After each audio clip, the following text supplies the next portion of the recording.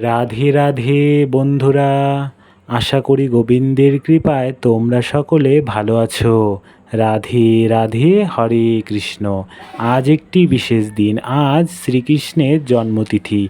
সকলকে জানায় জন্মাষ্টমীর অনেক অনেক শুভেচ্ছা ও ভালোবাসা। জন্মাষ্টমী উপলক্ষে গোপাসনাকে সকাল সকাল ঘুম থেকে তুলে নিয়েছিলাম। এরপর নানাবিধি উপকরণ দিয়ে গোপাসনাকে স্নান করিয়ে নিলাম। এরপর গোপাসনাকে সাজিয়ে নেব। রাধে রাধে, হরে কৃষ্ণ। আজকের গোপাসনার সাজটি কেমন হয়েছে তোমরা কিন্তু কমেন্ট করে জানাবে। রাধে রাধে, হরে কৃষ্ণ। তোমরা কারা কারা জন্মাষ্টমী ব্রত পালন করছো কমেন্টে জানাবে।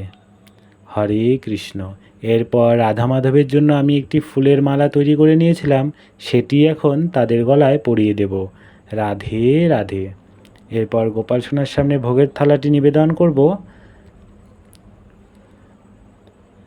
হরে কৃষ্ণ। তোমরাও ভোগ দর্শন করো, ভোগ দর্শনে দুর্ভোগ কাটে। রাধে রাধে। নানা রকম পদ গোপাল সোনার জন্য তৈরি করেছিলাম। এরপর আরতি করে নেব। হরে কৃষ্ণ কৃষ্ণ কৃষ্ণ হরে হরে, হরে রাম রাম রাম হরে হরে। জয় রাধে জয় রাধে জয় রাধে।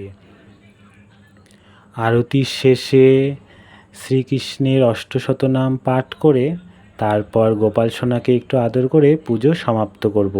রাধারানীর কৃপা হোক তোমাদের সকলের ওপর। ভালো থেকো, সুস্থ থেকো। রাধে রাধে।